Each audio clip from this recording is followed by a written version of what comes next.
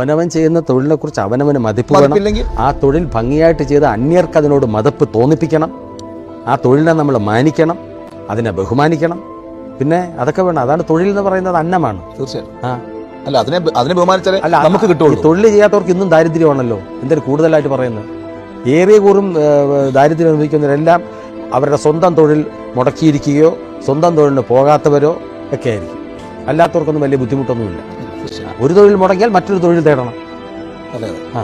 ഇപ്പോൾ വളരെ ഒഴുകുന്ന ഒരു നദി ഒന്ന് തടസ്സപ്പെടുത്തി എന്ന് വെച്ചാൽ ഈ തടസ്സം മാറ്റാനുള്ള 1000 വഴികൾ ഈ നദി ചിന്തിക്കും. എന്നിട്ട് ഏതെങ്കിലും ഒരു വഴി കൂടെ അത് കടലിൽ തന്നെ എന്ന് ചെയ്യും.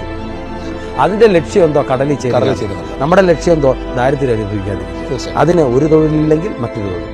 ഇവിടെ താഴേക്കടലുള്ള പണിയൊക്കെ മ്ലേച്ഛമായ പണിയാണ് എന്ന് ചിലർ പറഞ്ഞു വരുത്തിയതാണ്. ഇപ്പം അലക്കുകാരൻ്റെ പണിയും അല്ലെങ്കിൽ ബാർബർ ഷാപ്പും അല്ലെങ്കിൽ നമ്മുടെ മുഖം ക്ഷവരം ചെയ്യുന്ന സഹോദരന്മാരും ഒക്കെ അന്തസ്സുള്ള പണി തന്നെ.